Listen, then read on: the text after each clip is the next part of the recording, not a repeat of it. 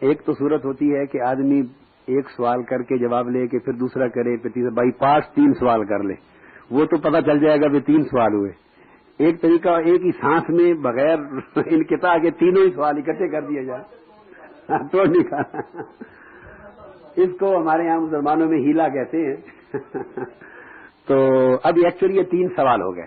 اب صرف پہلا سوال آپ کا تھا مومنون، مسلمون، اولیاء، یہ الفاظ آئے ہیں، ان میں فرق کیا ہے؟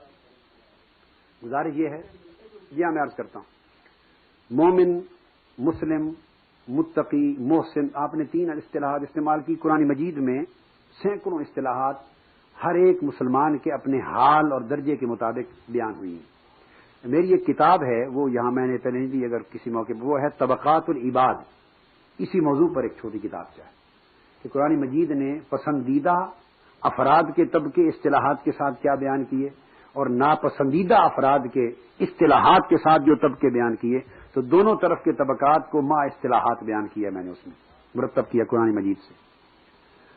تو مومن تو صاف ظاہر ہے کہ جو شخص کلمہ پڑھ لے گا اور اللہ پر، رسولوں پر، آخرت پر، ملائکہ پر، دوزخ، جنت، جزا و سزا، باس بعد الموت پر زبان سے اقرار اور دل سے تصدیق کر لے گا، اس کو شرعاً مومن کہیں گے، یعنی وہ دائرہ اسلام میں داخل ہو گیا۔ اور اس کے بعد جیسے حدیث بخاری ہے متفق علیہ، حدیث جبرائیل بھی کہتے ہیں کہ جبرائیل امین نے پوچھا مل ایمان، ایمان کیا ہے؟ تو آپ نے ایمان کے جواب میں یہ فرما دیا، سو وہ مومن ہو گیا۔ پھر جبرائیل امین نے پوچھا مل اسلام، یا رسول اللہ اسلام کیا ہے؟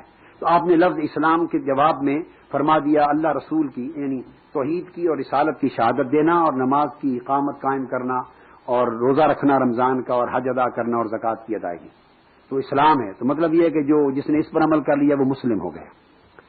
تو بخاری میں اس ترتیب سے آیا ہے، مسلم میں دوسری ترتیب سے آیا ہے۔ تو مومن اور مسلم کے ایک تو یہ فرق ہے۔ بعضوں نے یوں بھی کہا کہ جس نے کلمہ پڑھ لیا وہ مسلم ہوگا، اور جس نے کلمے کا تیقن دل میں پیدا کر لیا اور دل میں اس کا اسلام داخل ہو گیا، ادخلوا فی السلم کافہ، تو وہ پھر مومن بھی ہو گیا۔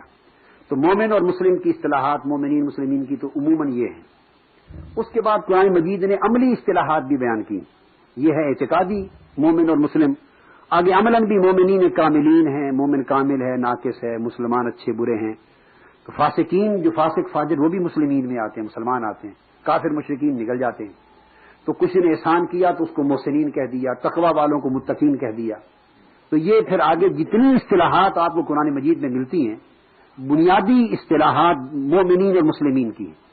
آگے جتنی بھی اصطلاحات آپ لیتے ہیں وہ تمام اصطلاحات ان کے اوپر ایڈیشنز ہیں۔ جس نے تقوی اختیار کیا، خاشعین جس نے خشیت اختیار کر لی، جس نے عبادت میں کثرت کی عابدین ان کو کہہ دیا، معرفت حاصل کر لی عارفین کہہ دیا، جس نے احسان کا عمل اپنا لیا اس کو محسنین کہہ دیا، مجاہدین جو جہاد پر چلا گیا، جو جہاد چھوڑ کے بیٹھ گیا اس کو قائدین کہہ دیا۔ تو یہ جیسے جیسے اس آدمی کے احوال اور اعمال اور درجات بلند ہوتے گئے، بدلتے گئے، اس کے حال کی مناسبت سے اس کے لیے نام ایکسٹرا بدلتے چلے گئے۔ اس کو آپ یوں سمجھ رہے ہیں جیسے اللہ کا ذاتی نام اللہ ہے اور باقی 99 نام ودود، رحمان، رحیم، رب، مالک، یہ اس کی صفتوں کے حوالے سے نام ہے۔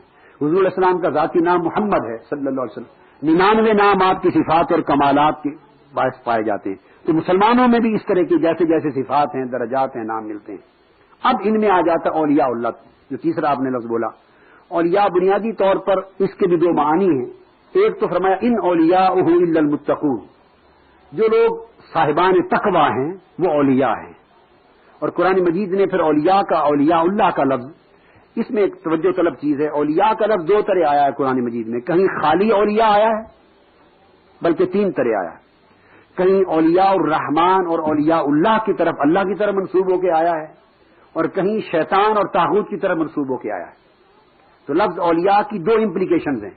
اولیاء کا یا ولی کا بنیادی معنی ہے دوست، دوست بھی ہے، مددگار بھی ہے، محبت کرنے والا بھی ہے، وارث بھی ہے۔ تو اولیاء اللہ کے دوست ہیں، وہ صلحاء، متقین، مومنین، کاملین، جو عبادت، تقوی اور اخلاص میں اللہ کی دوستی میں اونچا درجہ پا لیتے ہیں۔ ان کے لیے فرمایا الا ان اولیاء اللہ لا خوف علیہم ولا هم يحزنون، جو اللہ کے اولیاء ہیں، دوست ہیں، ان پر نہ کوئی خوف نہ کوئی غم ہوگا۔ تو خوف و غم سے پاکیزہ اور بلند زندگی ان کو عطا کر دی۔